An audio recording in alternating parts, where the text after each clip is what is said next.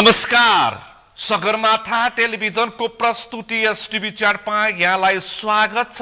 म सुनिल दाहाल। बालन शाह नेतृत्वको सरकार र सरकारका मन्त्रीहरू बीचको मनमुटावको विषय सार्वजनिक भएको छ। करका विषयमा प्रधानमन्त्री र अर्थमन्त्री डाक्टर सोनिम वाग्ले बीचको मनमुटाव र पार्टीले हस्तक्षेप गर्नुपर्ने र पार्टी सभापति रवि लामिछानेले नै सक्रियता लिनुपर्ने जस्तो देखिए पछाडि बालन नेतृत्वको सरकार के हुन्छ र पार्टी विभाजनसम्मको चर्चा यस हप्ता भए। तर फेरि विषय मिलेको छ। बजेट मार्फत प्रस्तुत भएका करहरू सरकारले प्रधानमन्त्री निवासबाट फिर्ता लिएको छ। त्यसकारण प्रधानमन्त्री बालन शाह मन्त्रीहरूको हेरफेरको तयारीमा पनि छन्। कार्यपालिका, न्यायपालिका, व्यवस्थापिका सबै ठाउँमा यतिखेर चर्चाको विषय छ। प्रधानमन्त्री बालन शाह हाबी हुन खोजेको हो कि भनेर एक थरी मान्छेले आशंका व्यक्त गरेका छन्। तर अदालतमा भ्रष्टाचारको मुद्दा खेपिरहेका मानिसहरू अथवा आरोपित मानिसहरूलाई अदालतले साधारण तारिखमा छोड्न सुरु गरे पछाडि ठूला राजनैतिक दलहरू भ्रष्टाचारको दायरामा आउँदैनन् भन्ने शङ्का पनि नेपालीलाई पर थालेको छ। आज हामी विशेष गरी पछिल्ला राजनीतिक घटनाक्रम र उठेका उताप चढावका विषय प्रसङ्गमा बढी केन्द्रित रहेर छलफल गर्दैछौँ। आजको यो छलफलमा मसँग सहभागी हुनुहुन्छ राजनीतिक विश्लेषक अभियन्ता प्रकाश रायमाझी। यहाँलाई स्वागत छ। नमस्कार। आराम हुन्छ? ठिक छ। अब बालन शाह नेतृत्वको सरकारले प्रस्तुत गरेका बजेट र करका विषयमा हामीले करको विषयमा करको जुन खालको करार भएको छ मुलुकप्रति र जुन खालको कर छ त्यसप्रति धेरै विषय उठान गर्दै आयो। पछिल्लो समय जान्नेलाई छान्ने भनेर आएका र विश्व अर्थतन्त्र बुझेका भनिएका अर्थमन्त्री सोनिम वाग्ले सामान्य नागरिकलाई पर्न सक्ने क्षतिको करहरू लगाएर ठुलो सङ्कट दिने प्रयास गरे। त्यो पीडाबाट प्रधानमन्त्री बालन शाहले मुक्त गरिदिएका छन्। यो करको विषयमा यति धेरै कर चलाउनुको कारण चाहिँ तपाईँ के देख्नुहुन्छ? यो विषयमा पनि तपाईँ चासो राख्नुहुन्छ। म छलफल यहाँबाट प्रारम्भ गर्छु, त्यसपछि खास विषयमा प्रवेश गर्छु। यो एकदमै महत्त्वपूर्ण विषय उठाउनु भयो र नेपालको अर्थतन्त्रमा जहिले पनि के छ भन्दाखेरि हामीले वैदेशिक सहायतामा हामी निर्भर छौँ। देश ऋणात्मक अवस्थामा छ अनि बजेट बनाउँदा जहिले पनि त्यो करको चाहिँ नि हेरफेर गर्ने र करको दरहरू बढाउने खालको चाहिँ नि हाम्रो परम्परा नै बन्दै आएको छ। अब अहिले यो अर्थतन्त्रमा यति कठिन अवस्था छ, अर्थतन्त्र चलायमान छैन, आर्थिक सामाजिक अर्थतन्त्र सबै डामाडोल छ। यो अवस्थामा चाहिँ करको दायराहरू अलिक घटाइदिएको, करको दरहरू घटाइदिएको भए कर पनि अब एउटा सीमाभित्र लगाउनुपर्छ। हरेक मान्छेलाई कर तिर्नै नसक्ने अवस्थामा पुर्याउँदा अब यो आदि इत्यादि जो अहिले करको कुराहरू आछ यसमा चाहिँ नि अर्थ मन्त्रालयको ध्यान नपुगेकै मान्नुपर्छ।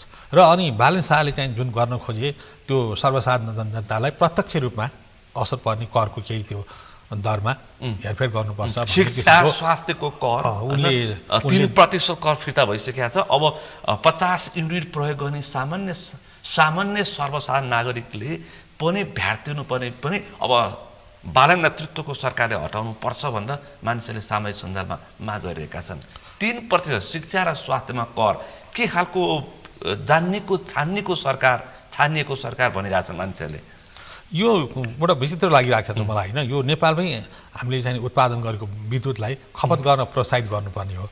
यो त्यसमा चाहिँ यो भ्याटको कुरा आज पनि गलत छ। हामीले यो त अस्ति पनि उठाएको थियौँ। अब यो किन चाहिँ लगाइयो होइन? हामी अहिले निर्यात गर्न सक्ने अवस्था पनि छैनौँ। हाम्रो आन्तरिक खपतलाई चाहिँ पर्याप्त रूपमा अगाडि लाने हो भने हाम्रो जुन किसिमको हामीले इन्धनमा खर्च गर्छौँ त्यो घट्छ। त्यसको लागि पनि अहिले यो चाहिँ भ्याट घटाउनु पर्थ्यो। त्यहाँ पनि अहिले गभर्मेन्ट भनौँ अथवा अहिलेको सरकार चुकेको देखियो र अनि बालन शाह र अर्थ मन्त्रालय बिचको तालमेल पनि मिलेको देखिएन। अब उनीहरू चाहिँ एक किसिमको राष्ट्रिय अन्तर्राष्ट्रिय परिप्रेक्ष्यलाई बुझेर नेपालले जति पनि कर तिर्न सक्छन् चाहे पनि तिर नचाहे मर भन्ने किसिममा गएका छन्। अनि बालनजीको चाहिँ भनाइ के छ भन्दाखेरि होइन नेपाली जनताले तिर्नु छ भने कर लाउनु हुँदैन, जनतालाई राहत हुने किसिमले जानुपर्छ भन्ने प्रधानमन्त्रीको त्यो सोचाइ देखिएको छ। अब यहाँनिर अलिकति अन्तर्विरोध छ। यो किनभने बालनकै नाउँले अथवा बालनकै कारणले यो जेएनजी आन्दोलनपछिको यो सरकार 182 सिट चाहिँ जुन त्यो राष्ट्रिय स्वतन्त्र पार्टीले पाएको छ त्यो मात्रै कारण चाहिँ बालनको नेतृत्व हेर्नुहोस्। यसलाई चाहिँ अन्यथा लिनुहुन्न। अब यहाँ के भयो त भन्दा सत्ताको कुरा आयो। अब बिस्तारै अब रविजीलाई पनि त्यो सत्ताको नजिक पुग्ने अथवा प्रधानमन्त्री बन्ने इच्छाहरू तीव्राउन थाल्यो। अब उहाँको त्यो मुद्दा विरुद्ध कारणले अलिअलि ल्यास मलाई लाग्छ र भारत भ्रमणपछि उहाँ अलि बढी उत्साहित हुनुहुन्छ सत्ता नजिक पुग्नको लागि। अब उहाँ सत्ताको त नजिकै हुनुहुन्छ तर उहाँलाई प्रधानमन्त्री बन्ने आकाङ्क्षा हुनु सकेको पनि भयो। यता बालन लाई के छ भन्दाखेरि उसलाई अलिकति के गरौँ भने हुटुटी छ भने बालेन शाहले चाहिँ मलाई लाग्छ उनको नियत र देशभक्तिमा शङ्का गर्ने ठाउँ थिएन र छैन पनि तर उनको टिमहरू कस्तो भयो भन्दाखेरि उनलाई असफल टर्नीमा लाग्यो एउटा नगरपालिकाको सानो टिमले चलाइरहेको र देश चलाउने राष्ट्रिय अन्तर्राष्ट्रिय परिप्रेक्ष्यमा बालन सरकारको जुन टिम छ त्यो बालन सचिवालयमा तिनले गर्दाखेरि उनी असफल हुने हो कि भन्ने चाहिँ नि अवस्था चाहिँ सृजना हुँदैछ त्यो बालन शाहको टिमले जो काम गरिरहेको छ जो हिजो काठमाडौँ महानगरपालिकाको जुन टिम थियो त्यही टिमले मुलुक चलाइरहेछ अहिले सिंहदरबार हाँकिरहेछ त्यसको क्षमता र त्यसको तिनीहरूको लागतले भ्याउँदैन पुग्दैन भन्नु खोजे तपाईँले त्यो लागतले भ्याउने भन्दा त धेरै पर कुरा त्यो जुन किसिमको गुटबन्दी देखियो नि त्यहाँ कुनै विज्ञ पनि छैनन् अलि भनिएका विज्ञ पनि होइनन् तिनीहरू होइन यिनीहरूले मान्छेलाई जुन किसिमको व्यवहार गरिरहेछन् अमर्यादित ढङ्गले कर्मचारीहरूको मनोबल टुटाइरहेछन् संवैधानिक निकायहरूलाई चाहिँ यिनीहरूले कमजोर बनाउने प्रयत्न गरिरहेछन् होइन विदेशीलाई चाहिँ हस्तक्षेप गरेर अब त्यसले जर्मन राजदूतकै अस्ति कुराहरू आयो पासपोर्टकै कुरा यावत कुराहरूले के भने बालन सरकारको सचिवालयले ढङ्ग पुर्याएर काम गरिरहेको छैन यो चाहिँ बालनलाई अप्ठ्यारो पर्छ किन बालन सरकारले विश्वास गरिरहेको छ त्यो टिमलाई त्यो टिम चाहिँ के छ भन्दाखेरि अहिले जहाँ जहाँ चाहिँ नियुक्ति गरिराखेका छन् संवैधानिक निकायदेखि लिएर अन्य पदहरूमा त्यहाँ पनि लाभको चाहिँ नि अवस्थाहरू सृजना भएको छ हेर्नुहोस् त्यो सचिवालयमा पर्याप्त रूपमा चाहिँ ती जुन टिमले लिएर दिएर अथवा के गरेर बालन नेतृत्वको सरकारको टिम जो छ बालनका सहयोगीहरू छन् उनीहरूले आर्थिक लाभ नियुक्ति अनि सरुवा बढुवामा आर्थिक लाभ दिन खोजिरहेका छन् कि लिइसके भन्ने तपाईँको भनाइ हो खोजिरहेको भन्दा नि यहाँ प्रत्यक्ष अप्रत्यक्ष अहिले त्यो देखिन्छ अब कुनै ठाउँमा ठेक्का पट्टालाई उहाँले हस्तक्षेप गरिरहनु भएको छ कहाँ ठाउँ नियुक्ति गर्दाखेरि चाहिँ त्यहाँ उठ्ती पिड्ती छ अब यो आदि इत्यादि कुराहरू भइरहेछ होइन त्यो त बालनलाई पनि थाहा होला अब बालनले यो सचिवालयमा यही मान्छेहरू यही टिम राख्दै गयो भने चाहिँ देशमा एकदम अप्ठ्यारो पर्छ उहाँलाई चाहिँ भोलि अल्पमत पार्ने अवस्था आउँछ एक त पार्टीभित्रै पनि उहाँले चारित्रबाट घेराबन्दी पर्दै जानु भएको छ होइन बालन वास्तवमै मलाई लाग्छ सोझो मान्छे हुनु मैले आफूले बुझेअनुसार उनी सोझो छन् एउटा देशभक्त नागरिक हुन् अनि उनी माथि किसिमको चौतर्फी आक्रमण हुँदैछ अब यो बेला यिनलाई चाहिँ नि पार लगाएनन् र बालनलाई चाहिँ एउटा सबल तरिकाले प्रधानमन्त्रीको नेतृत्व गर्ने जुन अवसर आएछ त्यसलाई अवरोधहरू चाहिँ उनकै टिमबाट भइदियो भने त्यसको दुर्भाग्य हुन्छ किन युवाप्रतिको विश्वास पनि घट्छ र अनि सबै पार्टी त्यस्तै हुन् सत्ताको लागि भनेर फेरि त्यही वातावरण सृजना हुन्छ हिजो जेएनजी आन्दोलनमा के भयो त्यही दल स्वार्थ दलले भित्रका चाहिँ नि आन्तरिक किचलो विविध कारणले चाहिँ त्यो परिस्थिति आयो त्यही कुरो नदोहोरियोस् भन्ने नेपालीको चाहना न हो होइन यो सरकारले स्थिरता दियोस् अब अहिले मुख्य कुरो लगानी गर्नेलाई सुरक्षित होस् अनि हरेक मान्छेले एउटा आत्मसम्मानपूर्वक बाँच्न पाओस् कसैको स्वाभिमानमा चोट नपुगोस् अब यहाँ त के भने बालन सचिवालयका मान्छेले धम्काएको छ फोन गरेर तर्साएको छ होइन विविध ठाउँमा त्यो किसिमको हस्ते बास यो त्यस्तो राज्य आतंक सुरु भइसक्यो होइन भइरहेछ त अहिले त देख्नु पनि अब सामान्य निकायहरूलाई लगेर चाहिँ उहाँ ढोका थुनेर तिमीलाई चाहिँ तर्साएर चाहिँ म परिवार झुन्डाउँछु भन्नेसम्म शब्दहरू प्रयोग भएका पनि सुन्नमा आएछ अब यस्तो अख्तियार प्रमुख प्रेम राईलाई सिंहदरबारमै थुनेको भनेर अहिले विभिन्न सञ्चार माध्यममा त्यो अनुसारका समाचारहरू आइरहेछन् होइन थुनेको त नभनौँ होइन उहाँहरूले अब त्यो केही कुराहरू बुझ्न खोजे होला नि युवाहरू छन् युवाहरूले पनि केही कुरा त बुझ्न चाहन्छन् नि छिटो छैटो मुलुकमा विकास होस् सुशासन होस् भ्रष्टाचार मुक्त समाज होस् भन्ने त्यो बालनको टिमलाई पनि चाहिँ नबाचा होइन कि तर काम गर्ने चाहिँ ढङ्ग पुगेन उनीहरूको होइन बालनको टिम अथवा बालन नेतृत्वको सरकार चाहिँ अहिलेको अख्तियारको टोली बाहिरियोस् भन्ने मनसाय राख्छ भन्ने बुझिएको छ हिजोको दलीय नियुक्ति र त्यसले काम गर्न पाइएन र सङ्ख्या भयो भनेर त्यो खालको चाहिँ उनीहरूमा उपसङ्ख्या देखिरहेछ सिंहदरबारमा अथवा बालनको टिममा भन्ने चर्चा र टिप्पणी छ त्यो गलत कुरा हो नि जसले काम गर्छ त्यो राम्रो मान्छेलाई प्रोत्साहन गर्नु पर्यो होइन बुझ्दै नबुझ्या मान्छे प्रशासनमा ल्याएर चल्छ अहिले जुन अख्तियारले काम गरिरहेको छ अख्तियारको जुन नेतृत्व छ त्यो साँच्चीकै तारिफ गर्ने योग्य छ नि त त्यो त बालन सरकारले बुझ्नु पर्दैन हिजो त अब दल त छ दलका मान्छे सबै दलकै हुन् नि होइन अहिले रविजीले ल्याउने पनि पार्टीको दलकै मान्छे ल्याउने हो उहाँले अहिले चाहिँ जो नियुक्ति गर्नुभएको छ त्यो पनि दलकै मान्छे आछन्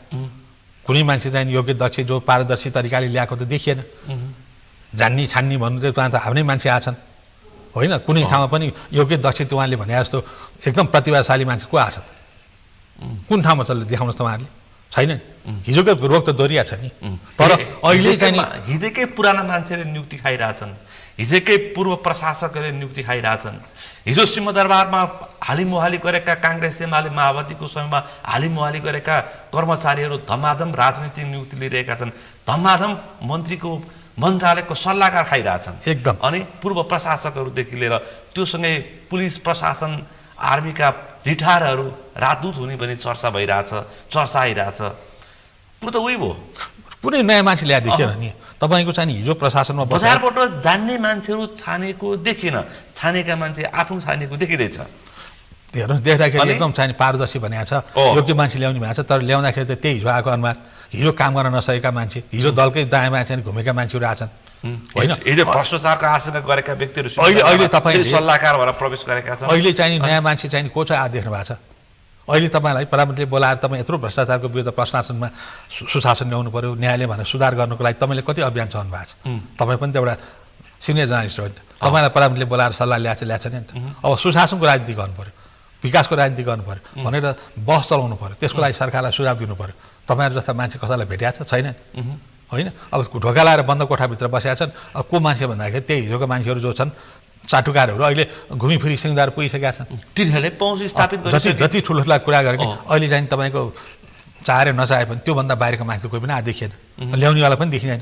त्यसैले अब अहिले बालन सरकारले मौका छ, अहिले भर्खर 100 दिन नागेको छ, सुधार गर्न सकिन्छ। सुशासनको लागि टिमलाई सुधार गर्नु पऱ्यो, संयमित हुनु पऱ्यो, राम्रो व्यवहार गर्नु पऱ्यो। कुनै मान्छे दास छैन नि त। तपाईँ राज्य आतङ्क खडा गरेर प्रधानमन्त्री चलाउन सक्नुहुन्छ? आज देश विदेशको परिस्थिति कस्तो छ हेर्नुहोस् त। अहिले भारतमा कत्रो चाहिँ त्यो कक्रोच क्रान्ति भइरहेछ, त्यहाँ किन रक्तपात भएन? त्यहाँका नेताहरूमा संयमता थियो, त्यहाँको प्रशासनले बुझाएको थियो। यहाँ किन हाम्रो त्यत्रो रक्तपात भयो? अज्ञानीहरू थिए, अहङ्कारीहरू थिए प्रशासनमा। 21 दिन 19 जना नाबालक मारिदिए। त्यो कारण के थियो? जनताको क्षति भयो। त्यो के थियो? अहङ्कार र दम्भ थियो होइन, जनतालाई दास ठान्थ्यो नि त। त्यो रिजल्ट आयो नि त। के भन्दा हत्या हिंसा भयो। अब बालन सरकारले कुन बाटो जाने? त्यो त रोज्नु पऱ्यो। देशको कार्यकारी प्रधानमन्त्री भएपछि भूमिका पनि त्यही किसिमको खेल्नु पऱ्यो। अब चाहिँ नि अहिले न्यायालयमा कुरा गर्नु छ नि, मलाई लाग्छ शेरबहादुरजीहरू चाहिँ काठमाडौँ आउँदैछ होइन। उनको अब त्यो कङ्ग्रेसको मुद्दा हङकङबाट शेरबहादुर देवालले सन्देश पठाए, म काठमाडौँ फर्किँदैछु भनेपछि अदालतमा सेटिङ भयो क्या? त्यसो भए अहिले के को हङकङमा बसेका छन्, यिनी त दिल्लीमा बसेका छन्। त्यो भनेर हङकङ गएर प्रचार गरिदियो। आउँछ त बेलामा त्यो सबै चाहिँ नि पुरानो फोटो आएका हुन्। यिनी दिल्लीमा छन्, दिल्लीबाट चलाएका छन्। अझै राम्रोसँग बुझोस् यहाँको प्रशासनले, यहाँ दैनिक सम्पर्क हुन्छ। भनेपछि पूर्व प्रधानमन्त्री, पूर्व कङ्ग्रेस पार्टी सभापति शेरबहादुर देउवाका दम्पति परिवारहरू दिल्लीतिरै छन्। दिल्लीतिर छन्, उहाँले साँठगाँठ गरिरहेछन्। न्यायालयमा उहाँहरूको साँठगाँठ भइरहेछ होइन। उहाँलाई चाहिँ ल्याउने वातावरण बन्दैछ। अब उहाँलाई चाहिँ नि बाहिर बसेर पक्रापुरी जारी भएको फौजदारी कसको मुद्दा पक्रापुरी खारिज भयो न्यायालयमा। त्यो देखिएको सेटिङ हो कि होइन? अनि अर्को कुरा अब कङ्ग्रेसकै विभाजनको कुरोको छ, त्यो अहिले काङ्ग्रेसलाई जो गगनलाई मान्यता दिएको छ त्यसको अहिले सुनाइको लागि अर्को पुनरावृत्तिको रिट पनि पर्दैछ जस्तो मलाई लाग्दैछ, निवेदन पर्दैछ। त्यो निवेदनमा पनि मलाई लाग्छ अब अहिले प्राण न्यायको चाहिँ त्यहाँ समन्वय कहीँ न कहीँ चाहिँ नि त्यो शेरबहादुरजीसँग भइसकेको छ। अब यो काठमाडौँ यिनीहरू आइसकेपछि बालन सरकारलाई अर्को चाहिने एउटा चुनौती सुरु हुन्छ। हेर्नुहोस् अब हिजोको राजनीतिक दलहरूसँग पैसा छ, अहिले त अलिअलि पैसा सैसा चाहिँ यताउति डढ्यो, घर साथ जले, विविध कारणले गर्दा कमजोर भएको देखिया हो होइन, कमजोर भएको देखिया। अब यो सबै काठमाडौँ आइसकेपछि यिनीहरूले काम गर्न दिँदैन। हेर्नुहोस् किनभने यिनीहरूको त प्रशासनमा पनि यिनीहरूले हिजो चाहिँ नि रनाइ गरे बानी छ, न्यायालयमा पुरै कब्जा गरे बानी छ। अहिले पनि तपाईँको न्यायालयमा अहिले पनि त्यो सेटिङ भत्किया छैन, किन त्यहाँ पुरानो अनुहार पनि छन्। अनि अहिले आएकै प्रधान न्यायाधीशले पनि त्यो सेटिङ भत्काउने कोसिस गरेको देखिएन।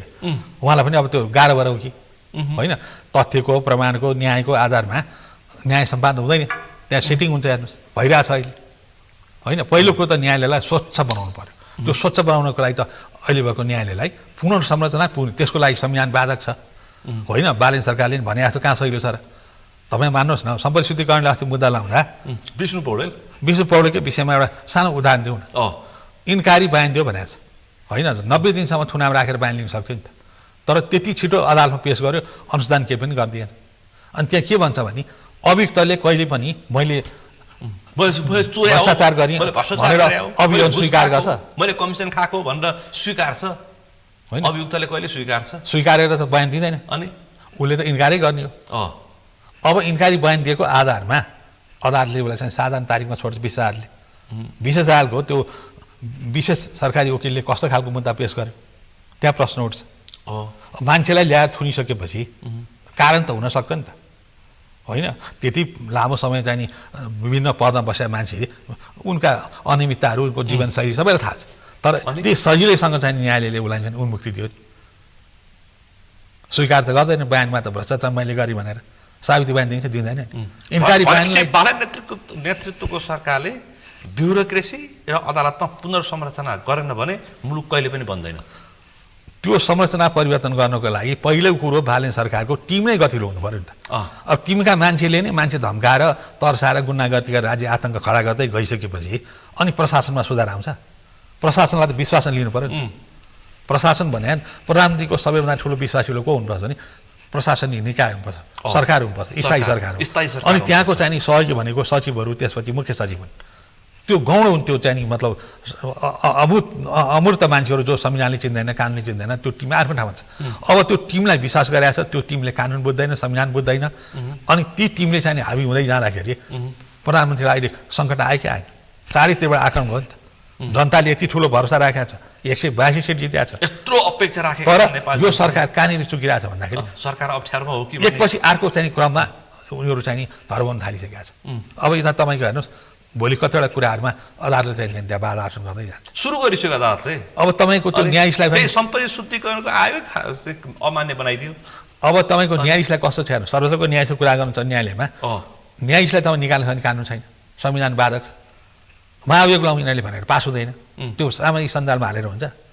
अहिले राष्ट्रिय सभाले पास गर्दैन, फेरि सामाजिक सञ्जालमा हालेको सजिलो छैन। महाभियोग लाग्यो भने त्यो पदबाट जबसम्म अभियोग पुष्टि हुँदैन, महाभियोग पारित हुँदैन, उनले चाहिँ त्यो निलम्बन हुँदैन।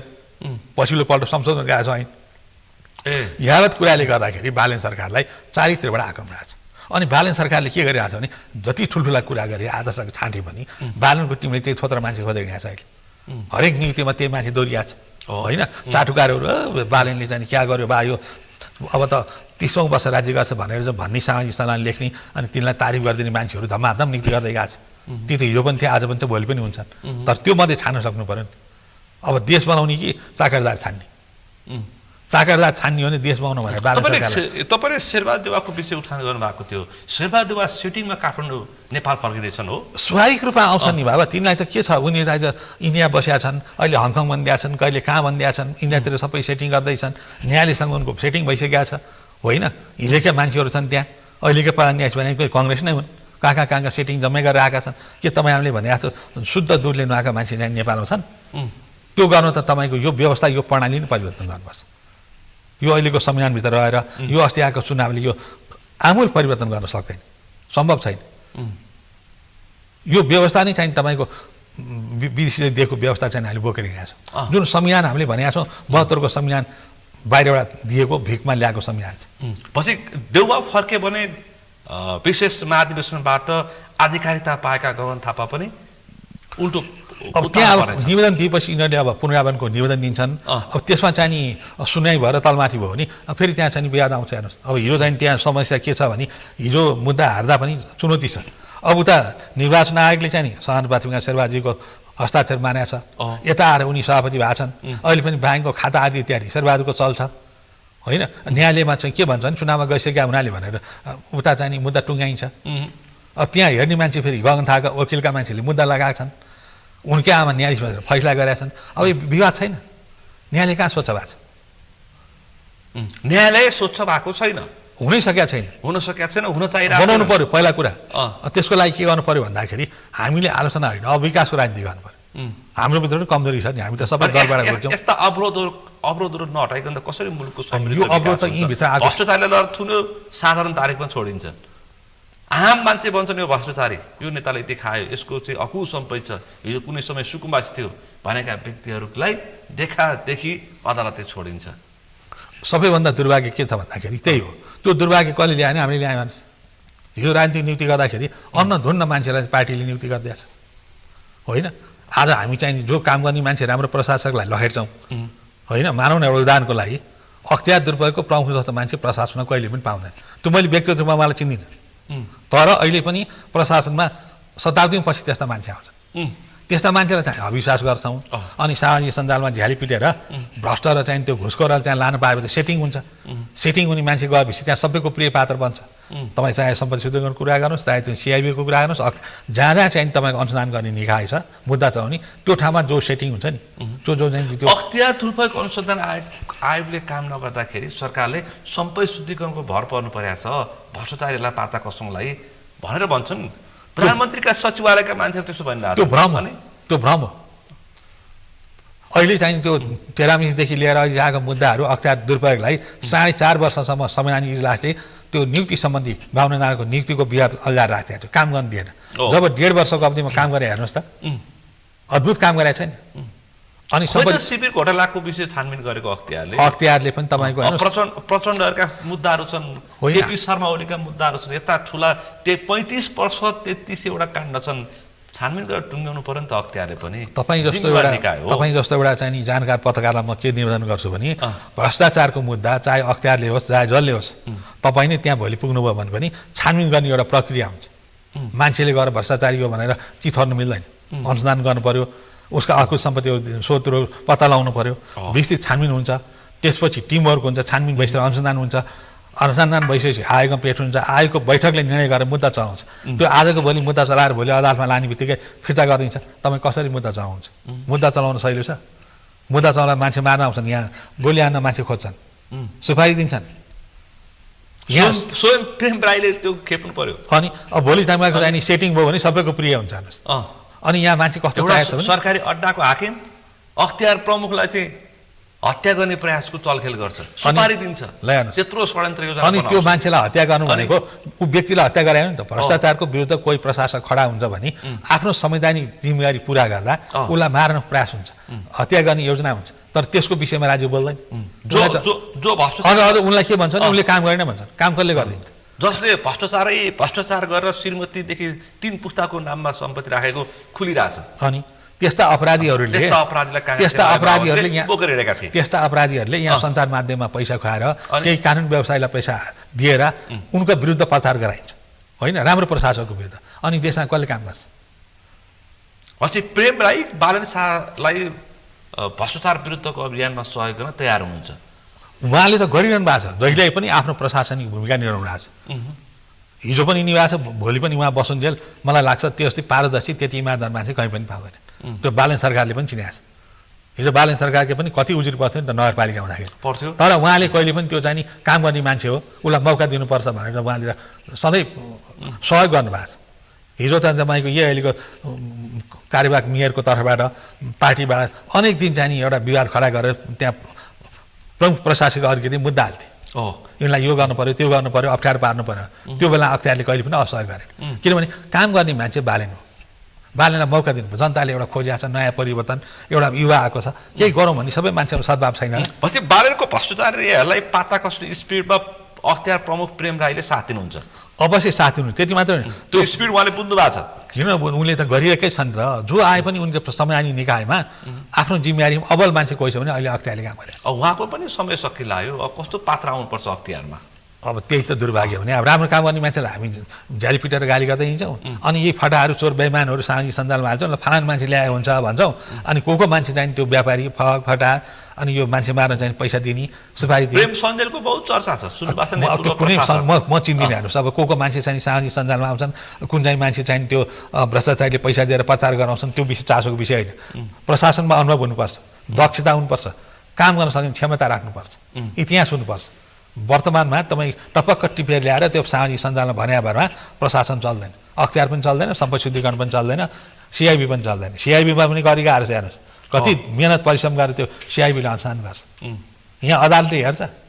अदालतमा मुद्दा दर्ता गरो टाइटाइ फिस, मुद्दा दर्ता गरो टाइटाइ फिस। त्यही त म यहाँ जस्तो मान्छेलाई के अनुरोध गरिरहेको छु नि, पहिलो कुरो विशेष अदालतमा मुद्दा कसरी चाहिँ त्यहाँ दर्ता हुन्छ हेरिदिनुहोस्, अभियोजन पर्दैन। त्यहाँ एउटा भ्रष्टाचारी मान्छेलाई मुद्दा गर्दा सरकारी वकिल 2टा जान्छ, सामान्य मुद्दाको बहस सुरु गर्छ।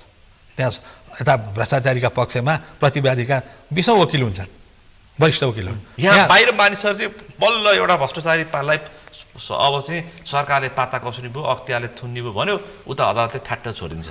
अनि तपाईँको जब चाहिँ त्यहाँ अख्तियारले अथवा सम्पत्ति शुद्धिकरणले अथवा चाहिँ सिआइबीले मान्छे पक्रिन्छ, यहाँ तपाईँको सेटिङ सुरु हुन्छ। यहाँ विशेष अदालतदेखि हरेक क्षेत्रमा भित्र भुइँचालो जान्छ। सेटिङको जालो अझै पनि तोडिएको छैन। मान्छे यही हो, समाज यही हो, कसरी तोडिन्छ? यसको लागि त पहिला कुरो सरकार प्रतिबद्ध हुनु पऱ्यो कि बालेन सरकारले सुरुवातमा जुन किसिमको काम गर्न खोज्यो हो त्यो एकदमै राम्रो स्पिडमा गएको थियो। पछि बालेन सरकारको सचिवालयबाट जुन किसिमको हस्तक्षेप हुन थाल्यो र उनका मान्छेहरूको कमजोरी देखेपछि पुराना राजनीतिक दलका मान्छेले फाइदा उठाउन थाले। होला, बालेन सरकारको सचिवालयका 2-4 जना मान्छेले अलिक उग्र बन्यो होला अराजक बन्यो होला तर उद्देश्य राम्रो पनि हुनसक्छ त्यो त मलाई थाहा छैन होइन तर यी पुराना थोत्रा राजनीतिक दलका नेताहरूले चौतर्फी आक्रमण गर्दै गएको छ त्यो आक्रमणलाई सामना गर्नको निमित्त बालेन तयार छ कि छैन काङ्ग्रेस एमाले शेरबहादुर देउबा केपी ओली प्रचण्डका मान्छेहरू छन् अझै पनि सिंहदरबारमा छन् अझै पनि अदालतमा छन् अझै पनि ठाउँ ठाउँमा पुलिस प्रशासनमा छन् कम्तीमा उनीहरूले खेल्ने प्रयास त गरिहाल्छन् बालेन सरकारले बुझ्नु पर्यो यसरी पनि हेऱ्यौँ न हिजो दलका मान्छे हुन् हिजो दलले नियुक्ति गरे जसले नियुक्ति गरे पनि राम्रा योग्य मान्छेलाई विश्वास गर्नु पर्यो नि त हिजो फलानु दलको मान्छे फलानु दलको भाइ छुट्यायो भने त नेपालका अंशबाट नगर्ने फेरि पानी बारबार गर्ने अब सरकार भने त अभिभावक हुनु पर्यो नि त हुनु पर्यो सबैको विश्वास जित्नु पर्यो कमी कमजोरीमा सुधार्ने मौका दिनु पर्यो अनि यतातिर निजामती कर्मचारीलाई चाहिँ नियुक्ति नगर्ने होइन दरबन्दी नथप्ने उहाँले लोकसभालाई बन्द गर्ने यतातिर सचिवालयमा चाहिँ यहाँ 20औं मान्छे हरेक मन्त्रालयमा जम्मा गर्दै जाने भने मुलुक चल्छ अस्तव्यस्त हुँदैन पहिला कुरो त प्रशासन बुझ्नु पर्यो लोकसेवा पारदर्शिता हुनु पर्यो लोकसेवा आयोग मार्फत अहिले थप कर्मचारी नलिने भन्ने विषय पनि ठिक होइन गलत हो नि अब रोजगारी सृजना गर्दै जानुपर्छ अब रोजगारी भएको मान्छे पनि हराउँदै जाने कहिले 30 भन्दा छ कहिले 55 मान्छेलाई आतंकित गरेका छ अनि हरेक सचिवालयमा 20 देखि 25 जना मान्छे राखेका छ अनि यसरी मुलुक चलायो भने अस्तव्यस्त हुँदैन हिजो राखिएका मान्छे त मन्त्री सचिव कर्मचारी डिजी आयोजना प्रमुखहरूले कहाँनिर भ्रष्टाचार गर्छन् भनेर राखिएका सुराकीहरू हुन् तिनीहरू त त्यसरी कहाँ सुराकीले पत्ता लाग्छ अनि अब त्यसरी चाहिँ सूचना सङ्कलन गर्ने त राष्ट्रिय अनुसन्धानै छ नि सरकारले राष्ट्रिय अनुसन्धानसँग सूचना लियो भने त वैधानिक रूपमा चाहिँ गुप्तचर संस्था छ होइन प्रहरीको त्यो गुप्तचरको निकायबाट सूचना लिन सकिन्छ आफ्नो मान्छे भर्ना गरेर यो फलानाको पछि लाएर यो के गर्छ भनेर चाहिँ त्यो सूचना सङ्कलन गर्ने भने यस्तो महामूर्ख काम कसैले गर्छ सम्भव हुन्छ राज्य संयन्त्रलाई प्रयोग गर्ने प्रधानमन्त्री भन्दा राज्य संयन्त्रलाई प्रयोग गर्ने हो कार्यकारी अधिकार छ होइन कसले काना लाएर कुरा खुसुक भन्छ कसले कटु लाएर चाहिँ सचिवालय मान्छे बोलाएर थर्काउँछ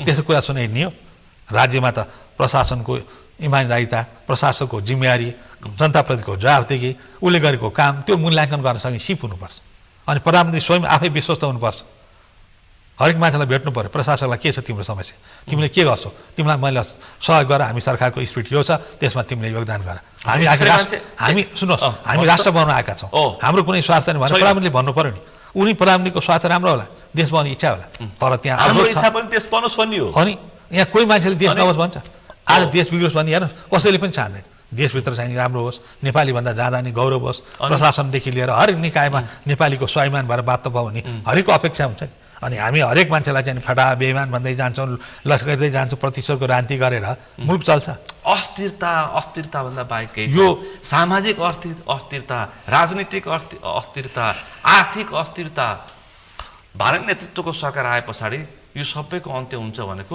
अझै पनि शङ्का छ मान्छेलाई शङ्का मेटिएन यहाँ मुलुकमा शङ्का मेटिन्छ शङ्का मेट्न त तपाईँ जस्तो मान्छेले बहस चलाउनु पर्यो अब आलोचना होइन समालोचना विकासको राजनीति गर्नु पर्यो के हो भन्दाखेरि बालेन सरकारलाई सुधार्ने मौका दिनु पर्यो बालेनले पनि अब सुझाव लिनु पर्यो ग्रहण गर्नु पर्यो अब कसरी चाहिँ सुरु गरेछ अब म कसरी मुलुकलाई 100 दिन पुरा भइसकेपछि बालेन सरकारले विभिन्न सेक्टर विभिन्न क्षेत्र व्यवसायमा आबद्ध बुद्धिजीवीहरूसँग आलोचनालाई सुन्नु सक्नुपर्छ आलोचनालाई बन्द गराएर आलोचनादेखि डराएर भागेर हुँदैन आलोचना सुन्नुपर्छ हिजोको जस्तो निषेधको राजनीति गर्नुहुन्न हिजो चाहिँ जति गरेका छन् गल्ती अब ठिक छ त्यसलाई गल्ती गरेर सधैँ हामीले अब गाली गरेर पनि अगाडि बढ्न सकिन्न अब त सुधार्नु पर्यो जिम्मेवारी त सरकारको आयो नि त होइन हिजो त्रुटि थियो विकृति थियो त्यसपछि नै यो सरकार आयो नि त यो सरकारले आफ्नो जिम्मेवारी पुरा गर्नु पर्यो 182 सिट त्यहाँ छ जान्ने कुरो होइन तर यो सरकारले के भन्नु पर्यो म मेरो क्षेत्र यो हो म काम गर्छु मलाई सहयोग गर्नुहोस् भनेर हरेक नेपालीले आह्वान गर्नु पर्यो विश्वास लिनु पर्यो तर यो पार्टीको मान्छे फलाना पार्टीको मान्छे भनेर चाहिँ छुट्याउँदै जाने भयो भने देश त गृहयुद्धमा जान्छ जातीय द्वन्द्वमा जान्छ क्षेत्रीय द्वन्द्व त्यसको परिणाम के हुन्छ आज हेर्नुहोस् देश राष्ट्रिय अन्तर्राष्ट्रिय परिसर नेपाल कहाँ पुगेको छ हिजो राम जानकी मन्दिरमा हर्क साम्पाङलाई प्रवेश निषेध भयो थाहा पाउनु पनि थाहा छ अनि अब यो राम्रो लक्षण होइन नि हामी कहाँ जातीय द्वन्द्व भयो भने हेर्नुहोस् सबैभन्दा दुर्भाग्य हुन्छ त्यसैले हामीले त एक जाति अर्को जाति भाषा संस्कृतिको विविधताभित्र फुलेको फुल बहुजाति बहुभाषा बहुसंस्कृति राष्ट्रिय एउटा हाम्रो त जीवन पद्धति छ त्यो संस्कार छ हामी कसैलाई चाहिँ श्रम संस्कृति पार्टीको अध्यक्ष सांसद हर्क साम्पाङलाई राम जानकी मन्दिर जनकपुरमा प्रवेशमा रोक लगाइयो राज्यले होइन कि एउटा हुलले त्यही त यो जातीय दङ्गाको लक्षण हो कि त्यसैले यो कसैले खेल्न खोजिरहेन हामीले समाज बिगार्न खोजिरहेका छौँ हामी सबै धर्म संस्कार रीतिरिवाज परम्परालाई एक अर्काप्रति भाइचारा सद्भाव सहअस्तित्वमा जीवन हाम्रो चाहिँ नि मौलिकता त्यसरी हुर्किएको जीवन पद्धति। हर्को सापामा त्यहाँ राम जानकी मन्दिरमा जनकपुर रोक्न पाइन्छ? अब त्यो रोक्न नपाउने हो, तर अब त्यहाँ किनभने त्यो जनतासँग उहाँले चाहिँ नि मिल्ने प्रयास गर्नु पर्यो। उहाँले पनि अरूको धर्मलाई चाहिँ अपमान गर्नु भएन, अरूको धर्मलाई सम्मान गर्नु पर्यो। हाम्रो जुन परम्परा रीतिरिवाज छ त्यसलाई बुझ्नु पर्यो। अब एक धर्मले अर्को धर्मलाई अपमान गर्न थाल्यो, तिरस्कार गर्न थाल्यो भने त भोलि जातीय द्वन्द्व हुँदैन, धार्मिक द्वन्द्व हुँदैन। यो मुलुकमा माओवादीले चाहिँ चाहेको होइन। माओवादी त त्यो बेला खेतालो बनाएको थियो, नेपालमा गृहयुद्ध गराउन आएको थियो। पत्ता साप होइन, धार्मिक युद्ध गराउन आएको थियो, सारा लगानी गर्ने थियो। त्यो लगानी गर्ने देश सिद्धि हेर्नुहोस्, यो देश तपाईँ राख्नुहोला, याद गर्नुहोला, भगवान् पशुपतिनाथको देश, पावन भूमि हो यो, सीताको जन्म भएको देश, मुक्तिनाथको देश, यो सारा 33 कोटी देवदेवताहरूको सृष्टि भएको ऋषि महर्षिहरूको देश। यो भूमिमा कसैले चलाउँछ भने नि यसलाई वक्रदृष्ट राख्छ भने त्यो देशै नाश हुन्छ। हामी मात्रै होइन, हामी त जहिले पनि टिक्छौँ। हेर्नुहोस्, हामी दुःखमा नि टिक्छौँ, सुखमा नि टिक्छौँ, दुःखमा पनि हाँस्छौँ, जहिले पनि हामी कसैले हेर्नुहोस् यहाँ अहिले पनि यो मलाई लाग्छ यो बालेनले चलायो, फलानाले चलायो सरकार भनेर हामी खुसी भइरहनु। जम्मै हामीलाई कसैले चाहन्छ भने देवादिदेव महादेवको तपोभूमिमा उहाँको कृपाबाट हामी बाँचेका छौँ। यहाँ कुनै शासक छैन, कुनै प्रशासक छैन, जम्मैतिर अराजक छ। तर पनि यहाँ गीते दृष्टि लाग्यो भने हामी हाम्रो आत्मा स्वाभिमान, हाम्रो संस्कृति परम्परा रीतिरिवाज भनेको दैविक आध्यात्मिक शक्तिबाट हामी चलेको छ। यो भनिरहँदा मान्छेले बेवकुफ बन्ला होइन, विज्ञान र यो हाम्रो चाहिँ वेद पनि एउटै जोडिया छ। वेदपछि विज्ञान आछ, वेदपछि विज्ञान आछ। अनि संसारले आज नासाले हाम्रो वेद तारिफ गर्छ। अनि त्यो देशका जनता कहिले कङ्गाल हुन्छ? हाम्रो भाषा, संस्कृति, परम्परा, सभ्यता, हाम्रा उत्पादन, जडीबुटी सबै कुराले धनी छौँ। हाम्रो मात्रै शोध गरिब बनायो कसले भन्दा विदेशीको कारणले। हामी विदेशी शिक्षालाई ठुलो महत्त्व दिउँ। प्रमाणपत्र बोकेर 2-4 वर्ष जानेपछि यो सारा विद्वान भनिदिएको छ। अनि त्यहाँ चाहिँ नि हामी विद्वत्ता खोज्न गयौँ, हामीले ज्ञान खोज्न हिँड्यौँ, सिप खोज्न हिँड्यौँ, त्यसको परिणाम देश कङ्गाल भयो होइन। अनि आज हाम्रो देशलाई जसले चाहिँ हिजो गिरिउद्ध गाउन खोजेको छ, आज हेर्नुहोस् त्यही देश सिद्धिरहेको छ। हामीले नेपाललाई जहिले पनि हस्तक्षेप गर्न चाहन्थ्यो, नेपालको सार्वभौमिक आक्रमण गर्न, छिमेकी देश आज कहाँ पुगेको छ? आफैभित्र अन्तर्कलहमा आगोले पोल्दै गएको छ। त्यसैले हाम्रो देशलाई सम्मान गर्नुपर्छ। अरूले पनि विस्फोट हुने सम्भावना देखिएको छ। हाम्रो देशले पनि अरूलाई सम्मान गर्छ। जहिले पनि हामी सहअस्तित्व वसुदैव कुटुम्बको भाव बोकेर यहाँ छौँ र नेपालको स्वाधीनतामाथि कसैले धावा बोल्छ भने त्यो देश पनि रहँदैन। हेर्नुहोस्, त्यसैले यहाँ जातीय द्वन्द्व पनि हुँदैन, धार्मिक द्वन्द्व पनि हुँदैन। हामी नेपालीबाट सदाचारी छौँ, धार्मिक छौँ, अनुशासित छौँ। हाम्रो पूर्वले जो जोडेको देश छ त्यसमा हामीलाई गौरव छ। त्यसैले बालेन होस् अथवा जो होस् यसले राम्रो बनाओस्। हिजोको दललाई हामीले कसैलाई गाली गरेका छैन। हिजोको दलले पनि देश राम्रो बनाओस् भन्ने नै हाम्रो कामना थियो। हाम्रो व्यक्तिसँग के गुनासो थियो होइन। तर हिजोको दलहरू त हिजो सिंहदरबारमा राजनीतिक, हिजो सिंहदरबारमा सत्ताको चलखेल गर्थे, अहिले चाहिँ उनीहरू प्रदेशतिर झरेका छन्। अस्ति फागुन 21 को निर्वाचनबाट पत्ता साफ भइसके पछाडि पुराना राजनीतिक दलहरू सङ्घीय सरकारको चलखेल गर्थे, अब प्रदेश सरकारको चलखेलमा जुटिरहेछन्। सबै प्रदेश सरकारमा उथल पुथल आइरहेछ। अहिले अब वामपन्थी अब केपी ओली र प्रचण्ड मिल्ने रे, के सुन्नु पर्यो होइन? यो अब यिनीहरूको यो लुटी खाने धन्दा हेर्नुहोस्, हिजोदेखि लुट्ने बानी लागेको छ, अहिले पनि लुट्छन्, भोलि पनि लुट्छन्। अहिले सिंहदरबारबाट सरेर प्रदेशतिर लागिरहेछ। त्यही त यिनीहरू जस्ता यिनीहरू जस्ता बेइमान, भ्रष्ट, लाचारी, राजनीतिक माफिया भन्नुपर्छ यिनीहरूलाई। यिनका कारणले देश त असनत भयो होइन। अब यो अध्याय सकियो, नयाँ अध्याय छ। नयाँ अध्यायको अब नयाँ पिँढीले पनि जिम्मेवारी उठाउनु पऱ्यो नि। अब यिनलाई आलोचना होइन, यिनलाई त ठेगान लाउनुपर्छ। हर क्षेत्रमा नयाँ पिँढी भनेको एकदम सबैका साझा रहेछन् है।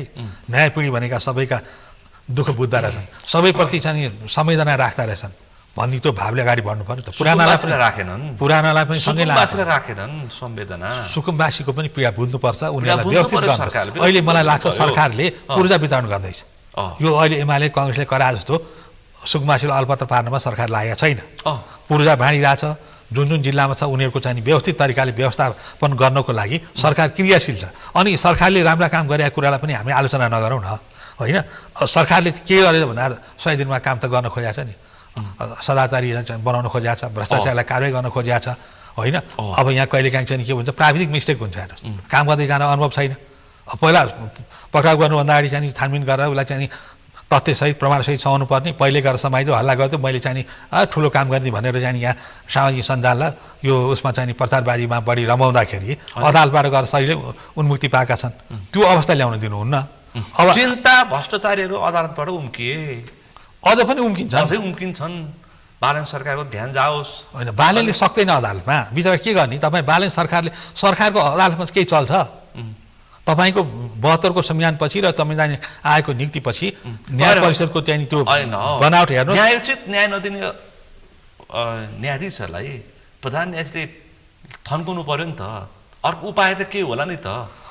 अहिलेको प्रधान न्यायाधीशले अहिलेको कानुन अनुसार विधा स्वीकृत गर्ने विदेश भ्रमण जानकारी सिफारिस गर्ने बाहेक कुनै पनि न्यायाधीशलाई सर्वोच्चमा चलाउन सक्दैन। सामान्य प्रशासनिक कामभन्दा बाहेक प्रधान न्यायाधीशले केही पनि गर्न अब त्यही दैनिक काम चलाउने उनले काम गर्ने भनेको त्यही प्रशासनिक इकाइ हेर्ने हो।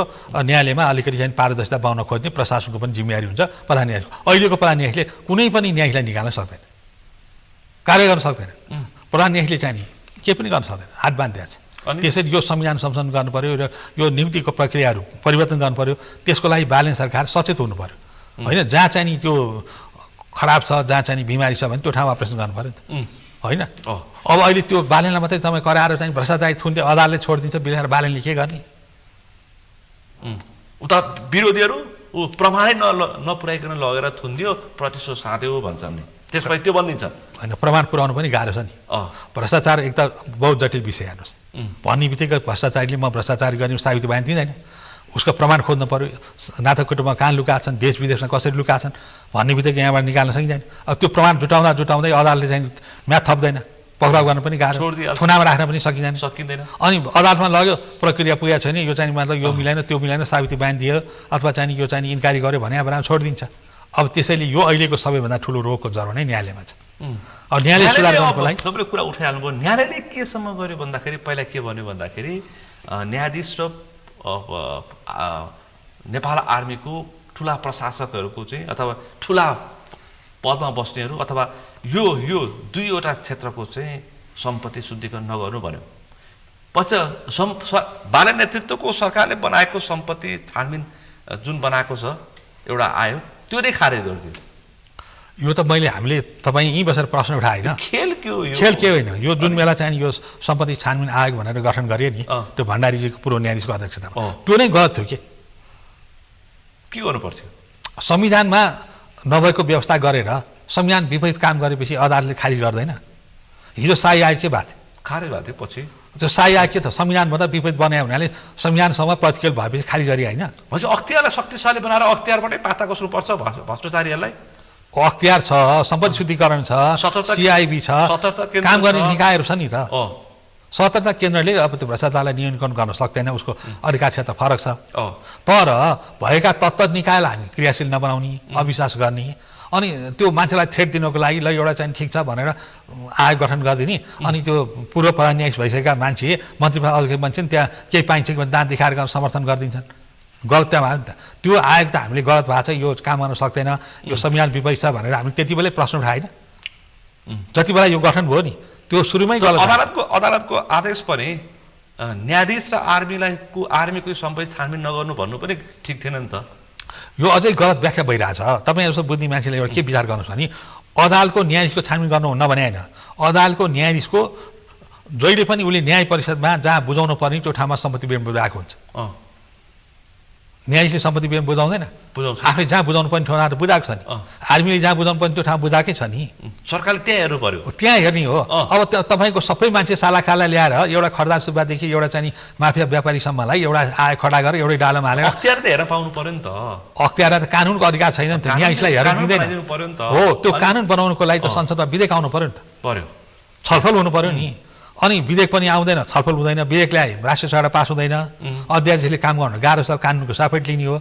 यो जटिल परिस्थिति खडा गर्दै गर्दै यो बालेन सरकारले तपाईँको 100 दिन त के अब दसैँसम्म यिनीहरूले ढाल्ने भनेर योजनाबद्ध रूपमा पुरानो दलहरू लागेका छन्। अब यो कुरालाई बुझेर बालेन सरकारले संयमित भएर युवाहरूलाई समेटेर बुढाहरूलाई पनि समेटेर सबै नागरिकलाई समान रूपमा व्यवहार गरेर म अभिभावक भन्ने भावले अगाडि बढ्नु पर्यो। न त दुर्घटना हुन्छ तपाईँको सरकारलाई। के भन्छन्, यदि बालेन सरकारलाई घेराबन्दी गरियो भने उनले कि सेनालाई जिम्मा लगाइन्छन् शासन कि राज संस्था ल्याइदिन्छन् भन्छन् मान्छेहरू। अब यो हेर्नुहोस्, कसैले चाहिँ संस्था ल्याउने भन्ने कुरो पनि नविश्वास गर्नुहोस् होइन। यो व्यवस्था हो। 72 को संविधानमा सरकार बन्ने, 72 को संविधानले चुनाव गराएको सरकारले व्यवस्था ल्याउने राजतन्त्र भन्ने यो पनि भरम हो। 72 को संविधान पहिला खाली गर्नु पर्यो। त्यो बहस गरेर बसिरहेको छ। यो त मान्छेलाई जसले जे भन्दै नि भयो नि होइन। हिजो कमल थापाले राष्ट्रता ल्याउँछ भोट हालेको थियो त नि 72 को संविधान उसकी छ भन्ने अनि राष्ट्रता ल्याइन्छ भने जनतालाई विश्वास पार्न खोज्ने अब त्यस्तो चाहिँ नि फटाइ गरेर हुन्छ त्यसैले कमल थापाले खाए त्यसरी कोकोले राजेन्द्र लिङ्गदेले खाए अहिले ज्ञानेन्द्र साई भन्ने पात्रले खाइरहेछन् कोकोले खान्छ खाइरहनु दिनुहोस् न उनको पसल चलिरहोस् त्यसमा विरोध नगर्नुहोस् प्रजातन्त्रमा सबैले चाहिँ आफ्नो बजार चलाउन पाउँछन् प्रजातान्त्रिक अभ्यास गर्ने काममा अब जसले जति सक्छन् क्षमता अनुसार लुटिरहेछन् त्यसलाई तर सेनालाई जिम्मा लाउने भन्ने पनि गलत कुरा हो सेनाले लिँदैन किन लिन्छ सेना भनेको राष्ट्रको गहना हो देशको चाहिँ सेना हो मेरुदण्ड हो उसले हरेक राजनीतिक दल समस्यामा उसले समाधान गरेर एउटा राजनीतिक निकास दिनमा योगदान गर्दै सहायक भूमिका खेलेको छ अनि त्यो फोरी महिला चाहिँ राजनीति गर्न नसकेर असफल हुने अनि लगेर सेनाले चाहिँ देश चाहियो हुन्थ्यो भनेर सम्भव हुन्छ सेनाले कहिले पनि तपाईँको शासन गर्यो भने त्यो देश पाकिस्तान जस्तो हुन्छ होइन त्यो मात्रै होइन फेरि सेनालाई तपाईँ देश जिम्मा लाएर चलाउनु भयो भने कुनै पनि संसारमा अहिले सेनाले राज्य चलाएर शासन प्रणाली चल्दैन यहाँ मात्रै होइन असफल हुन्छ अब भएको सेनालाई कमजोर बनाऊ नि सेनालाई त मर्यादित राख्ने हो देशको सेना हो राष्ट्रको मेरुदण्ड हो उसलाई चाहिँ जे आफ्नो जिम्मेवारी छ संवैधानिक अधिकार छ त्यो भित्र रहेर काम गरिरहेछ र गर्न दिनुपर्छ त्यसैले 12 साले रक्षा मन्त्रालय आफै राखिरहेछन् यत्रो महिना भइसक्यो होइन रक्षा मन्त्री जो राखे पनि प्रधानमन्त्री नै हाबी हुन्छ कार्यकारी प्रधानमन्त्रीमा त्यो रक्षा मन्त्री राख्दैमा त्यसले फरक पार्ने होइन हेर्नुहोस् हाम्रो बुझाइ गलत छ कि अहिलेसम्म हामीले के व्याख्या गरेका छौँ भने फलानु मान्छे रक्षा मन्त्री राख्दै आएको हुन्थ्यो प्रधानमन्त्री पनि त कानुन र विधिको शासनमा चल्नुपर्छ संविधानले दिएका तत्त्व त अधिकारभन्दा बाहिर जान सकिन्न अहिले पहिला कुरा त संविधान बुझ्नु पर्यो अहिले भएका कानुनहरू बुझ्नु पर्यो यो कानुनले कुन परिवेशमा बस्न प्रधानमन्त्रीलाई जिम्मेवारी दिएको छ प्रधानमन्त्रीले गर्नुपर्ने काम कर्तव्य अधिकार संविधानले तोकेको छ त्योभन्दा बाहिर त जान सकिन्न होइन त्यो बाहिर जान खोज्दाखेरि के भयो त भन्दा अदालतले घेराबन्दी गर्दै अनि सम्बन्धित निकायहरूले कहीँ पनि कसैले पनि प्रधानमन्त्रीलाई चाहिँ सहयोग गर्दैनन् किनभने त्यो कर्मचारी पनि त सीमा एउटा कर्मचारीले आफ्नो एउटा लिमिटेसन छ त्यो कानुनको परिधिभित्र रहनुपर्छ परिधिभित्र गएर कुनै पनि कर्मचारीले काम गर्न सक्दैन सरकार भने त 5 वर्ष बस्ने हो जनताले दिएको म्यान्डेट भने त अस्थायी हुन्छ 5 वर्षको लागि अनि आएर चाहिँ स्थायी सरकार भने त कि त निवृत्त हुनु पर्यो कि त चाहिँ जीवन पर्यन्त उसले चाहिँ छोड्नु पर्यो जीवन त्यो कर्मचारीलाई एउटा सीमाभित्र बसेका हुन्छ बाध्य हुन्छ ऐन कानुनभित्र त्यसलाई जे पनि गर भनेर गर्छ तपाईँ एउटा सचिवलाई बोलाएर प्रधानमन्त्रीले यो गर भनेर गर्छ उसले कानुनको परिधिभित्र बसेर गर्नु पर्यो नि त ऊ त स्थायी सरकार हो नि त उसलाई नियम कानुन ऐन थाहा छ त्यो परिधिभित्र बाँधिएको छ त्योभन्दा जान सक्छ तर मान्छेलाई के परिरहेछ आम मान्छेलाई घुस खाना पाइयो भने उसले कानुन बुझ्छ सबै कुरा मिलाउँछ घुस खाना पाइएन भने त्यो कर्मचारीले सबै कुरा कानुन मिल्दैन भनेर पन्छिन्छ भनेर मान्छेको बुझाइ छ भारत सरकारको 100 दिन पार गरिसकेको छ सरकारी अड्डा अदालतमा कुनै पनि खालको फरक त आएको देख्नु भएको छ कि तपाईँले हेर्नुहोस् पहिला कुरा हाम्रो नेपालको कुनै पनि प्रशासनिक निकायहरू पहिलादेखि नै यो एउटा यस्तो एउटा मानसिकता छ विकास विरोधी जे पनि हुन्न भन्न मात्रै जानेछ हुन्छ भन्न जान्दैन किनभने यो फेरि राजनीतिक दलकै कारणले फेरि किनभने त्यहाँ हिजो यस्तो बनाइयो नि संयन्त्र दलीयकरण गरियो विकासलाई पनि दलीयकरण गरियो हरेक चाहिँ प्रशासनिक निकायलाई पनि दलीयकरण गर्यो जसले गर्दाखेरि विकृति आयो र त्यो विकृतिलाई अब हटाएर प्रशासनलाई पनि एउटा जिम्मेवार बनाउँदै जानु पर्यो प्रशासनमा पनि योग्य दक्ष मान्छे छन् यहाँ काम गर्छ भने हुटुटी छ उनीहरूलाई काम लिनु पर्यो विश्वास लिनु पर्यो नि त तपाईँ तर्साएर लठी ल्याएर अहिले 21औं शताब्दीमा काम हुन्छ कोही दास छ संसारमा नेपाली जनता बिग्छ भोलि योग्य दक्ष मान्छे सबै नेपालबाट विदेश गयो भने तपाईँ के गर्ने अनि विदेशबाट आयात गरेर माथि काम गर्ने सम्भव हुँदैन त्यसैले योग्य दक्ष मान्छेको इमान्दारीलाई कदर गर्न जान्नुपर्छ सम्मान गर्नुपर्छ हरेक मान्छे तपाईँको सरकार मात्रै सरकारले नागरिक सामान्य त्यो मजदुर भारी बोक्नेलाई पनि याद गर्नुपर्छ उसको पनि स्वाभिमानलाई चाहिँ झुक्दिनु न त्यो राष्ट्र बनाउनुपर्छ हेर्नुहोस् चाहे त्यो एउटा सामान्य कार्यालय सही होस् चाहे मुख्य सचिव होस् हरेकको इज्जत हुन्छ हरेकको स्वाभिमान हुन्छ त्यसलाई सम्मान गर्दै सरकार अगाडि बढ्नुपर्छ सरकार एकाङ्की भएर चाहिँ एउटा गुनागती शैलीमा मैले भनेकै मानिदिनुपर्छ मैले बोलेको हुकुम शासन हुन्छ त्यो होइन कानुनी शासन विधिको शासन कानुनी राज्य संवैधानिक परिधिभित्र जुन छ त्योभन्दा बाहिर कसैले पनि जान्दैन सरकारले नयाँ पैसामा अब चुट्टे नसन राख्ने भन्ने चर्चा आइरहेछ सरकारले राख्दैन भन्यो भनिरहेछ एक थै मान्छेहरूले अब गुम्बा राख्ने के राख्ने यो के अब दलाई लामाको जन्मोत्सव नेपालमा मनाउने अनि उत्तराधिकारी नेपालबाट घोषणा गर्ने जस्ता चर्चा पनि व्यापक छन् यो के हुँदैछ यो मुलुकमा अब यो सामान्य कुरा हेर्नुहोस् हिजोदेखि हामीलाई चाहिँ पश्चिमा राष्ट्रले आफ्नो प्रभाव क्षेत्र बनाउन खोजेकै हो होइन अब यो 15औं दलाई लामा चाहिँ भारतको धर्मशालामा अब राख्न नदिने भयो त्यसपछि नेपाललाई चाहिँ क्रीडास्थल बनाउने यहाँ प्रयत्न गर्छन् उनीहरूले हेर्नुहोस् अब हामीलाई चाहिँ कस्तो त नि त्यसपछि हामीलाई चाहिँ यो अब गृहयुद्ध हुन्छ के हुन्छ त्यो त बुझ्ने मान्छेले बुझिदिनु पऱ्यो नि त हामीलाई थोरै पैसा भए पुगेको छ तत्काल फाइदा भए पुगेको छ देश राष्ट्र राष्ट्रियता र दीर्घकालीन त्यसबाट के प्रभाव पर्छ भन्ने कुरो कुनै पनि नेताले बुझेन न हिजो बुझे न आज बुझ्ने प्रयास गरे दलाई लामाले शुभकामना दिने त्यसपछि जन्मोत्सव मनाउने त्यसपछि उत्तराधिकारी नेपालबाटै घोषणा गर्ने अनि नेपाल यत्रो छ दुईटा शक्तिशाली मुलुकहरू छन् चीन पनि चुप्लाएर बस्दैन होला मुलुक त सकिन्छ त फेरि त्यसको लागि त हाम्रो असंलग्न परराष्ट्र नीति भनेको यही कारणले हो नि त पञ्चशीलको सिद्धान्त भनेको हामी कुनै पनि छिमेकीसँग वैरभाव गर्दैनौँ कुनै पनि छिमेकीलाई हाम्रो देशको भूमिबाट त्यसका विरुद्ध प्रयोग हुन दिँदैनौँ नेपालको धरती भनेर हामीले चाहिँ नि सङ्कल्प गरेका छौँ हामी कसैका पनि दुश्मन होइनौँ कसैका मित्र पनि होइनौँ हाम्रो लागि सबै बराबर छ चीन पनि हाम्रो उत्तिकै मित्र हो चीनसँग पनि युद्ध गरेका छौँ फेरि हेर्नुहोस् चीनले पनि हामीलाई त्यत्तिकै दया गरेका छैन त्यत्रो बेत्रापति युद्ध भएको छ सन्धि भएको छ अब ब्रिटिससँग पनि अङ्ग्रेजसँग युद्धै गरे यो देश सानो भए पनि जोगाउन हाम्रा पुर्खाले रगत पसिना चुहाएको छ कसैले भिख दिएको देश होइन अहिले यहाँका नेताले के भनेको छ भिखमा पाएको देश होइन कचौरा बोकेर बङ्गलादेश बनाएको देश पनि होइन पाकिस्तान पनि होइन नेपालको इतिहासको हरेक पानामा नेपालको माटोमा नेपाली वीर पुर्खाहरूले रगत पसिना चुहाएर नेपाल भन्ने देश बनाएको छ अझ वृहत नेपाल थियो त्यो खुम्चिसकेको छ तर यो देशलाई जोगाउनको लागि हामीले चाहिँ खेलचाङ्ग्रा गर्नुहुन्न अब त्यो पश्चिमा राष्ट्रको आफ्नो स्वार्थ छ छिमेकीको आफ्नो स्वार्थ छ दुईटा ठुल्ठुला छिमेकी छन् त्यसपछि समुद्र पारका मुलुकहरू छन् यो जम्मै कुरालाई मध्यनजर राखेर नेपालको तटस्थ परराष्ट्र नीति हामी असंलग्न परराष्ट्र नीतिमा चाहिँ विश्वास गर्दै नेपालको भूमिलाई सुरक्षित राख्नुपर्छ त्यो मामलामा चाहिँ कुनै पनि सरकारले अथवा चाहिँ दलले यो त्यो गर्यो भन्ने कुरो होइन र हामी सञ्चार माध्यमले पनि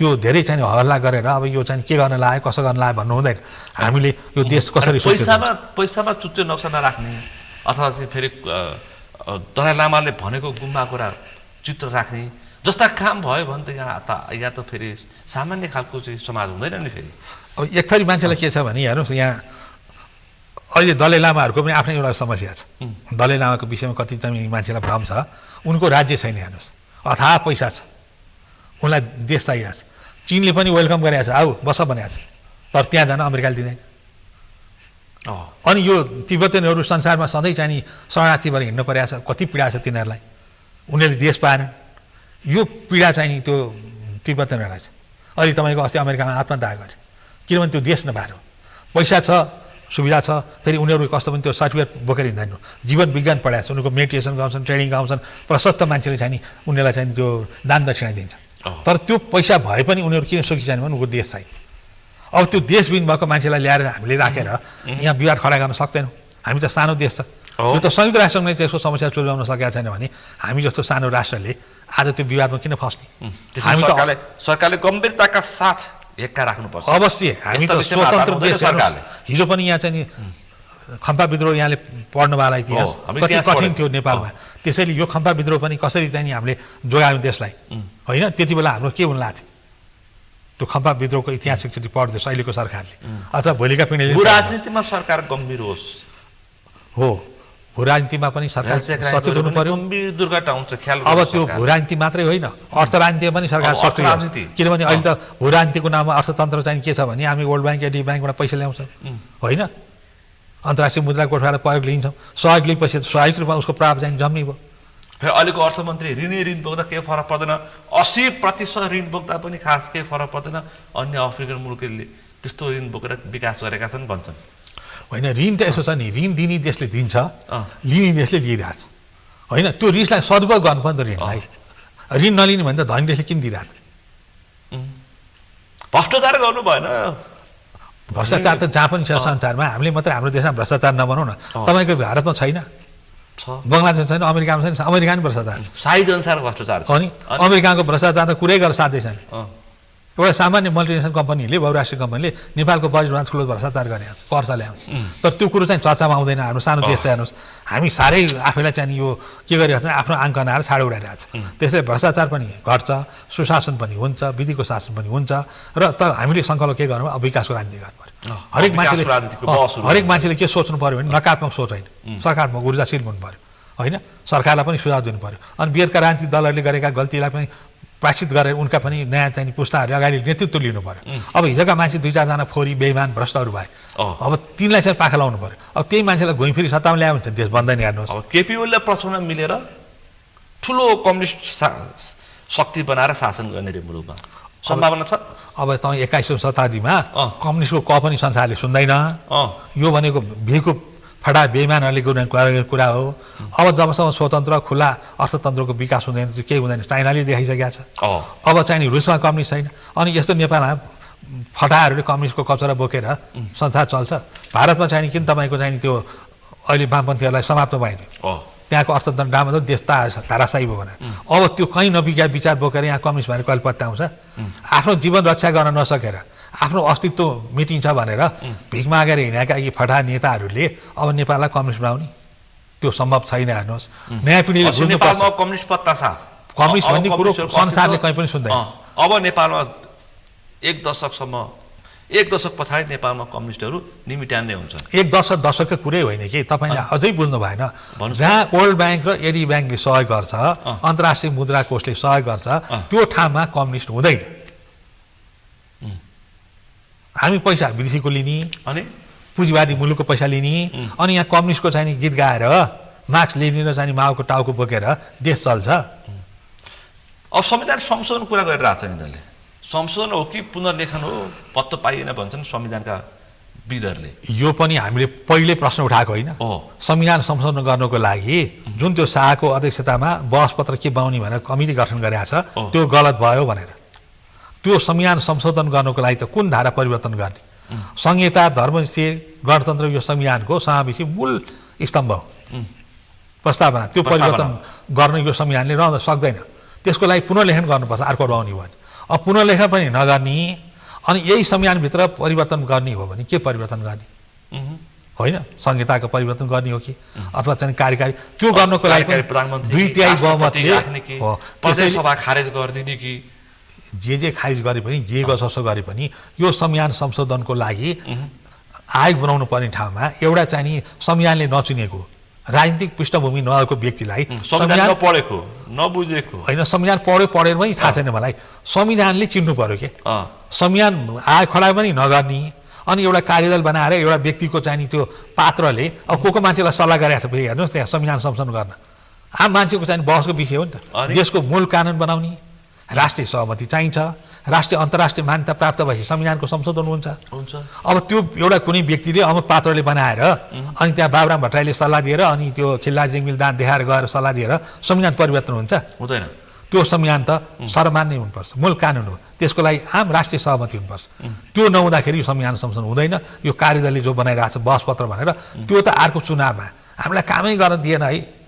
संविधान बाधक बन्यो भन्ने अनि राष्ट्रिय सभाले चाहिँ यो प्रतिनिधि के भन्छ अहिले प्रदेश सभाको चुनावमा भोट माग्नको लागि त्यो एजेन्डा बनाएको हुनसक्छ। हेर्नुहोस् वास्तवमै संविधान संशोधन गर्ने उद्देश्यले त्यो शाहको अध्यक्षतामा कमिटी बनेको होइन। त्यसले संविधान संशोधन गर्नको लागि त्यसले कुनै पनि काम गर्न सक्दैन। अहिले संविधान संशोधन गर्न फुल स्टप कमाउन सक्दैन। एउटा अध्यादेश तपाईँको चाहिँ पास गर्न सकेका छैन। अब संविधान संशोधन गर्ने कुरा गर्ने अनि राष्ट्रिय सहमति नभए अनि संविधान संशोधन गर्ने कुन धारा गर्ने त? के को लागि गर्ने त? त्यो पनि त प्रश्न हुनु पर्यो नि त। पुनर्लेखन गर्ने हो कि होइन? अब यही संविधान यही भित्र रहेर सबै कुरो रहने हो भने यो संविधान किन परिवर्तन गर्नु पर्यो? होइन यो 5 वर्षपछि सरकार चाहिँ के हुन्छ? सरकार के हुन्छ भन्दा के हुन्छ, भोलि के हुन्छ, पर्सि के हुन्छ, अब मान्छेले दसैँ पछाडि के हुन्छ, माघमा यसो हुन्छ त्यसो पनि भन्छन्। यत्रो शक्तिशाली बालेन शाहको लोकप्रियता क्रेज यत्रो जनमत के हुन्छ सरकार? यस्तो छ हेर्नुहोस् यो त हामी जहिले पनि हाम्रो परम्परै त्यस्तै छ होइन। 7 सालदेखि अहिलेसम्म हेर्नुहोस् न एउटा सरकार बन्छ त्यसले काम गर्न सकेन भने हामी फेरि फलाउन थालिहाल्छौँ। अपेक्षा धेरै हुन्छ। त्यो सबै कुरा पुरा हुँदैन। नहुने बित्तिकै विदेश आउँछ। त्यो स्वाभाविक पनि हो। सरकारसँग अपेक्षा हुन्छ तर सरकारले पनि के गर्नु पर्यो भने स्थिरता दिनको लागि आफू पारदर्शी बन्नु पर्यो, जवाफदेही बन्नु पर्यो होइन। सरकार एकाङ्की भएर हिँड्दै जाने अनि सबैलाई चाहिँ दुरागर चाहिँ पुरागरको राजनीति गर्दै गयो भने देश त दुर्घटना पर्छ। प्रधानमन्त्रीले व्यापक सल्लाह गर्न थाल्नु पर्यो। प्रधानमन्त्री भर्खर सल्लाह सुरु गर्नु भएको छ होइन। प्रधानमन्त्रीलाई यसरी पनि हामी कमजोर नबनाऊ न। अहिले त भर्खर काम गर्न खोज्दैछ नि त बाबा। उनलाई अलिकति प्रोत्साहन गरिदिनु केही समय होइन। उनकै पार्टीबाट घेराबन्दी हुन थालिसक्यो होइन। प्रधानमन्त्रीको कुर्सीमा पायो भनेर त्यहाँ सपनादेखि मान्छे धेरै छन्।